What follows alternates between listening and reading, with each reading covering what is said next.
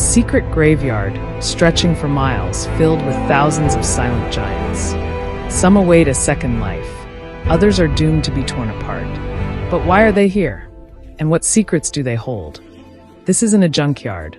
It's the world's largest aircraft boneyard, where history's most powerful war machines go to rest or rise again.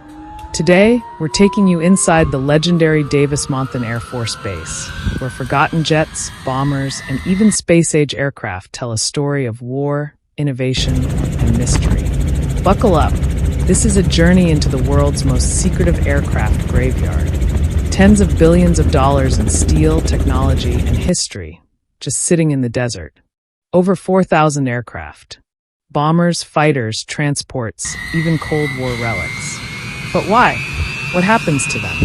And could some of them still fly? From Cold War warriors to cutting-edge stealth fighters, this is where America's air power goes when its time is up. Welcome to the world's biggest aircraft graveyard. Right now, I'm standing inside the legendary 309th Aerospace Maintenance and Regeneration Group, or AMARG, located in Tucson, Arizona. This is the world's largest aircraft storage facility, covering over 2,600 acres, about the size of 1,300 football fields. Nicknamed the Boneyard, this place isn't just a junkyard. It's an ultra-secure military storage site where aircraft are preserved, dismantled, or sometimes even brought back to life. So why here? Why store thousands of aircraft in the middle of the desert? The answer? The climate. This desert air is dry and hot, preventing rust and corrosion. The hard soil is so compact that aircraft can be parked directly on the ground without sinking. No hangars, no expensive storage, just endless rows of history baking under the Arizona sun. Not all of these planes are here for the same reason. Some will never fly again, others are cannibalized for parts, and a few? They might get a second chance in the skies. Long-term storage. Planes preserved with special coatings to prevent decay. Parts reclamation.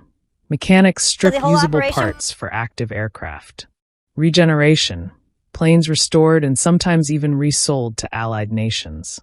Scrap and demolition. When a plane's time is truly up, it's cut up and melted down. Some aircraft sit here for decades untouched. Others are completely dismantled within months. Their parts keeping other jets flying. To see how these military And some, planes get a second they're chance destined at for the life. scrapyard, where they'll be turned into nothing more than aluminum cans and spare parts. Now, you might be wondering, what kinds of planes are stored here? Well, let's check out some of the most legendary aircraft inside the Boneyard. The B-52 Stratofortress. Once the backbone of U.S. nuclear deterrence, some of these B-52s were cut into pieces as part of disarmament treaties. The F-14 Tomcat. The same jet made famous in Top Gun, retired and stored here to prevent parts from reaching enemy hands. NASA's Shuttle Carrier 747. One of the modified Boeing 747s that carried the space shuttle on its back, now resting in the desert. Mysterious Cold War prototypes. Some planes here were once classified. Stealth aircraft, experimental jets, even old spy planes from a time when the world was on the brink of nuclear war. So, if these jets are just sitting here, can they actually fly again? The answer is yes and no.